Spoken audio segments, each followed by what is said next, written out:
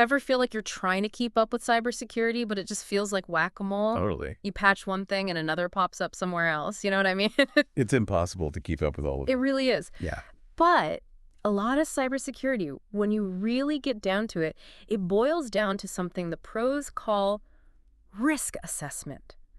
So today we're going to pull back the curtain a little bit on risk assessment and how the pros actually do it.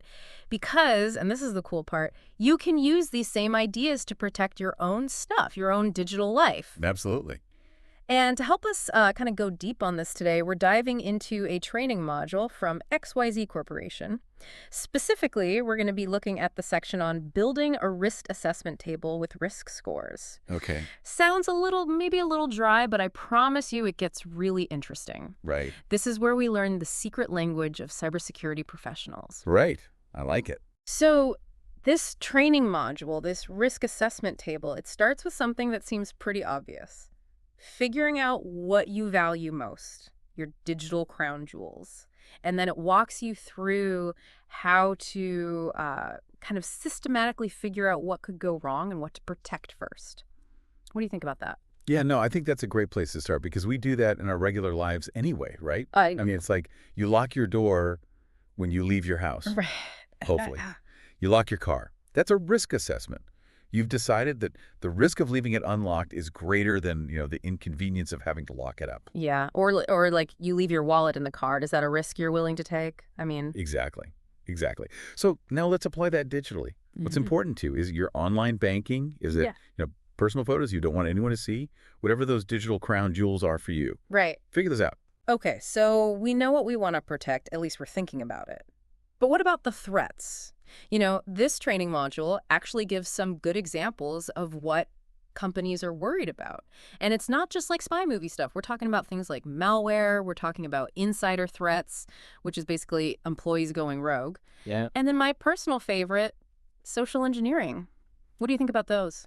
And the reason those are so effective is because they prey on our human weaknesses. Totally. I mean, admit it. How many times you've gotten a phishing email and been like, oh, that seems legit, and clicked on it? All the time. I've done that. Yep. Or, maybe you overshared a little too much on social media. Hackers are students of human behavior. They know how to get us to, let our guard down, trust, things like that. Absolutely. And speaking of weaknesses, the document also called out some common vulnerabilities that we all kind of know about, but it's good to be reminded. We're talking about software flaws, weak passwords, which I'm sure none of us are guilty of. But here's a big one.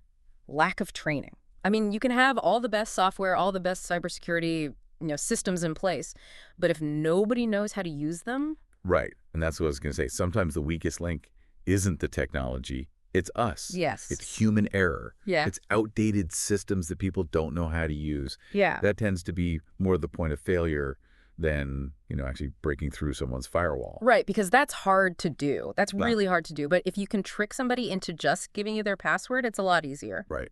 Exactly. Okay, so how does this all tie back to this risk assessment table? So the table walks you through kind of step by step how to think about, first of all, what are your assets? We talked about online banking, for example. Then you brainstorm like, okay, for online banking, what are the potential threats? And then what are the vulnerabilities that are specific to that? So I could see for online banking, the threat is a hacker wants to get your login credentials. A vulnerability is you use the same password for everything, which sadly a lot of people do. A lot of people do, yeah. But you can start to see how it's all connected. Yeah. And you start thinking like, well, okay, what are my assets? What are the threats? And how do I mitigate those threats based on, what the vulnerabilities are? And that's what's cool about this whole attacker mindset thing, is putting yourself in the mindset of, okay, if I were a hacker, what's the easiest way to get this information? Am I really going to try to break through, Bank of America's firewall? Or am I going to try to get some sucker to give me their password? Right. It's way easier to send out a mass email than it is to, hack into a bank. Exactly. Exactly. So I think the big takeaway for all of us is that cybersecurity is not about becoming some kind of tech wizard. You know what I mean? It's not about the bells and whistles, yeah? It's not about the bells and whistles. It's about understanding the game. Right. It's about understanding the philosophy almost and making smart choices based on real risks. So as we kind of wrap up here, I want to leave you with this thought.